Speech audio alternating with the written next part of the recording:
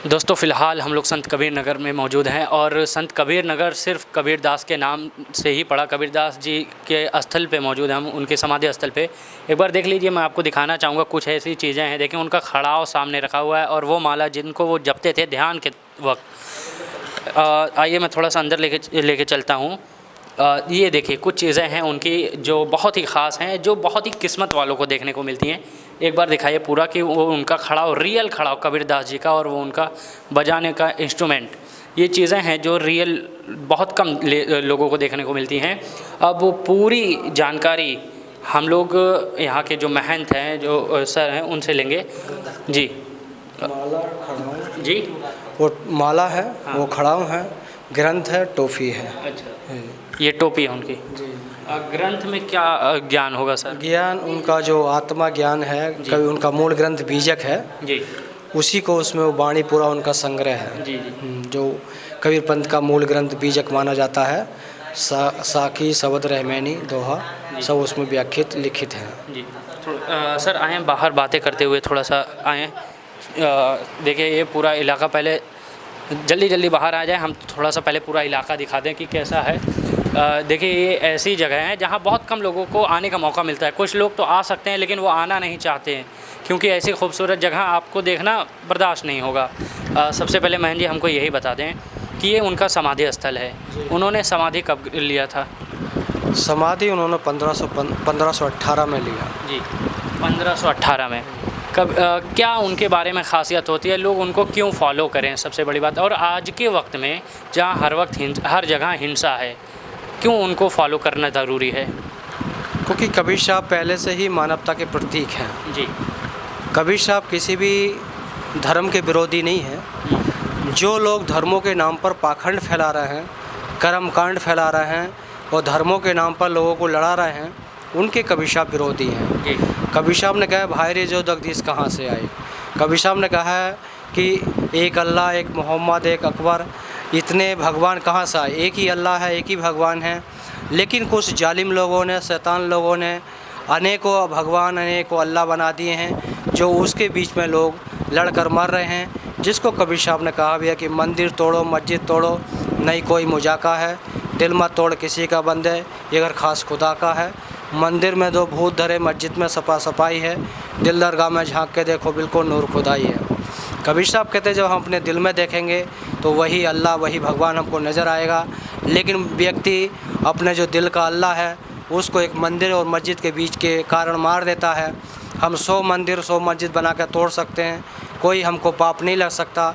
जिस दिन हमने एक जीव को मार दिया, इंसान को मार दिया, उसको कोई पूरे हिंदुस्तान या कोई भी कायनात उस व्यक्ति को, उस हृदय रूपी राम को, अल्लाह को कोई नहीं बना सकता।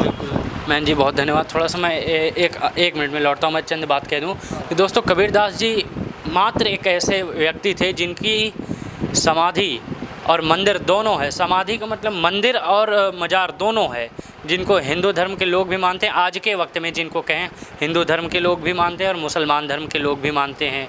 लेकिन क्यों इतना ख़ास है वो? सिर्फ़ और सिर्फ एक ही वजह थी, वो अपनी विचारधाराओं की वजह से ख़ास हुए।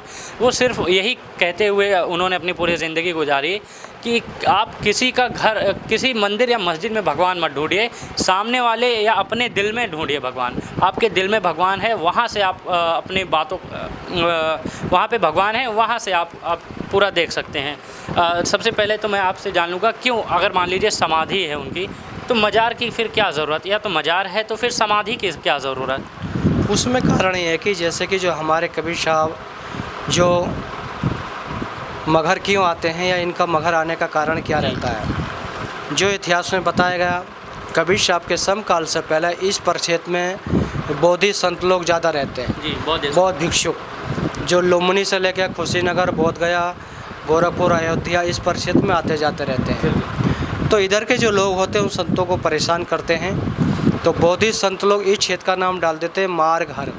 मार्ग माने रास्ता, हर माने समान। सिलसिला चलता रहता है। उस समय बौद्ध धर्म देश दुनिया में बहुत प्रचार प्रसार करता है। सभी जाति के लोग, सभी धर्मों के लोग बौद्धिस्ट होने लगते हैं, क्योंकि बौद्ध धर्म में भी जातिवाद या कर्मकांड नहीं माना जाता है, आत्मचिंतन किया जाता है। और अशोक सम्राट ने बौद्ध धर्म का बहुत प्रचार प्रसार किया। तो उसी बीच में जो काशी के लोग होते हैं उनके मन में आता कि सभी लोग बौद्धिस्ट हो जाएंगे तो हम लोगों का धंधा पानी चौपट हो जाएगा या हमारे काशी की तरफ लोग आस्था नहीं रखेंगे। तो लोगों ने मन को कन्वर्ट करने के लिए और काशी की तरफ आस्था जोड़ने के लिए उसमें एक शब्द का प्रयोग किया कि जो काशी मरेगा मोक्ष पाएगा, जो मगहर मरेगा नरक जाएगा। तो आज सारनाथ उसी का एक प्रमाण है। हाँ, तो उसे जब ऐसी परंपरा फैला दी तो इधर के जो लोग होते पूर्वांचल के धीरे धीरे काशी में शरीर त्यागने लगते हैं, जिसको काशी करवट कहा जाता है। परंपरा चालू हो जाती है, लोग आने जाने लगते हैं। तो कबीर साहब के आने से पहले इधर और संत भी आते हैं जो पानी मांगते, पानी की जगह उनके बर्तन में इधर के जो पशु चराने वाले लोग होते हैं पानी न देकर मिट्टी या धूल भर के दे देते हैं। तो उन संतों के मुख से शब्द निकल जाता कि आज से क्षेत्र में सूखा पड़ेगा या धूल उड़ेगा, एक श्राप के तौर पर। हाँ, उस समय के बाद इस क्षेत्र में धीरे धीरे वर्षा कम होने लगती है। काफ़ी उपचार किए जाते हैं सभी धर्मों के अनुसार, लेकिन वर्षा नहीं होती। फिर यहाँ का जो राजा होता है बिजली का पठान, जनता दरबार लगाता है। उस जनता दरबार में सभी परंपराओं के संत लोग आते हैं। संत लोग कहते भाई हम लोगों में इतनी पावर ऊर्जा नहीं है, इतनी शक्ति नहीं जो हम वर्षा करा सकें, लेकिन काशी में कबीर साहब रहते हैं, सच्चे अल्लाह हैं, भगवान है, राम है या गॉड हैं। अगर उनके पास जाएंगे कुछ न कुछ समस्या का निदान हो सकता है। फिर यहाँ के जो राजा होते हैं अपने साथियों साल कबीर चौरा बनारस जाते हैं, वो पूरी यहाँ की व्यवस्था बताते हैं। तो कबीर साहब कहते भी हमारे चलने से या वहाँ रहने से वर्षा हो सकता है, तो हम अवश्य चलते हैं। तो जैसे ही कबीर साहब काशी से मगहर के लिए चलते हैं, उस समय के काशी के लोग वही बात कबीर साहब के सामने रखते हैं कि आपका वृद्ध शरीर है और आप उस क्षेत्र में जा रहे लोग मरने के बाद नरक जाते हैं, और उस मातृभूमि को छोड़ कर जा रहे लोग मरने के बाद स्वर्ग जाते हैं या मोक्ष पाते हैं। तो कबीर साहब सोचते हैं इन लोगों के अनुसार मैं भी अपना शरीर काशी में त्यागा तो मेरे जाने के बाद काशी के लोगों के मन में भ्रम फैला देंगे कि कबीर साहब भी मुक्ति पाने के लिए काशी में शरीर त्यागे। तो इन लोगों का समाज में पाखंड का विस्तार और ज़्यादा हो जाएगा। तो कबीर साहब निर्णय लेते हैं कि मैं अपना शरीर काशी ने त्याग के मगहर में ही त्यागूँगा। तो उन लोगों को समझाने के लिए वहाँ पर एक वाणी बोलते हैं कबीर साहब, क्या काशी क्या ऊसर मगहर, जो हृदय राम बसो हो मोरा, जो काशी तजे कबीरा तो रामी कौन नहीं हो रहा। कबीर साहब कहते हैं जिसने हृदय से राम को जाना है, अल्लाह को जाना है, कहीं मरेगा मोक्ष पाएगा। खाली मक्का में मरने से वो हज नहीं जा सकता या काशी में मरने से ही मोक्ष नहीं प्राप्त कर सकता। जब उसके अच्छे कर्म हैं हर जगह उसको जन्नत और स्वर्ग मिल सकता है। मैन साहब बहुत शुक्रिया। साहब का तो मतलब ये बता ही दिए यहाँ पर आने का कारण। एक पुरुष का 2 समाधि है, यहाँ मंदिर भी है, मज़ार भी है, दोनों जगह जाया जा सकता है। ये सारी चीज़ को अभी शांतिदास पुजारी जी बताए थे और हम बता रहे हैं अभी। ये गुफा ये इसको साधना गुफा कहते हैं, इसके पीछे का क्या राज है? साधना गुफा जब कबीर साहब यहाँ, इनका झोपड़ी था कबीर साहब के मंदिर पे यहाँ पर, तो जब उधर से हो जाते थे तो ये गुफा था जहाँ पर कबीर साहब अपना आके ध्यान करते थे जैसे। और ऐसा मतलब गुफा बनाए थे इसके बाहरी का आवाज़ बिल्कुल नहीं जाता था, जो बाहर का आवाज़ है वो आवाज़ बिल्कुल नहीं जाता था। मतलब कुछ दूर अंदर जाने पर बताते थे कि 1-2 चट्टान का ऐसा बना हुआ था जहाँ पर आराम से बैठ के कबीर साहब ध्यान करते थे और बाहरी आवाज़ बिल्कुल नहीं। वो बताते थे 3 किलोमीटर तक अंदर तक जाता था, खैलाबाद तक, कोतवाली के पास तक। तो उसको बंद करके अब छोटा से गुफा बना दिया है, अभी हम लोग चल के देखेंगे। तो और मैं अभी बता रहे थे जैसे कबीर साहब का दोहा के बारे में, मैं जैसे कबीर साहब तमाम सारे दोहा हैं और एक देखिए ऐसी दोहा है जिनके दोहा पर लोग क्या कर रहे हैं 5-5 साल 10-10 साल विचार करते रहते हैं जी। PhD तक की करते हैं। आज भी इस समय संत कबीर एकेडमी विद्यालय बनाए हैं, 53 करोड़ रुपया यहाँ मोदी जी दिए हैं, अभी आए थे 2017 में। तो यहाँ पर विकास के लिए दे के गए हैं। मतलब तो सरकार भी सपोर्ट करती है कि नहीं? जी कर रही है, काहे नहीं का, फिर पूरा एकदम उसलिए तो इतना 53 करोड़ यहाँ पूरा एकदम विकास के लिए दिया है और शुरू से सरकार यहाँ सपोर्ट कर रहा है। और ये पूरा एकदम तत्व विभाग में। मुझे बस इतना सा जानना है कि जो शख्स खुद मंदिर या मस्जिद में विश्वास नहीं करता था, उनका मंदिर या मस्जिद बना के क्या साबित करते हैं हम? क्या ये गलत नहीं है? इसे क्या है ना कि जैसे कबीर साहब हम वो कहते थे कि हिंदुओं को भी कहें पाथर पूजे काफ है, पाथर पूजे हरी मिले, तो मैं पूजू पहाड़ आ घर के चाकी ना पूजे घट घट घूमे संसार। मतलब कि अगर पत्थर पूजने से भगवान, मतलब कहें कि घर का चाकी ना मतलब घर से बढ़िया तो घर का चाकी है जिसको पूजा करिए। अगर पत्थर पूजने से भगवान मिलता है, क्या कि मैं पूजू पहाड़, मतलब पहाड़ पूजने से तो और जल्दी मिल जाएगा, वो तो बड़ा पूरा पहाड़ खाने हैं।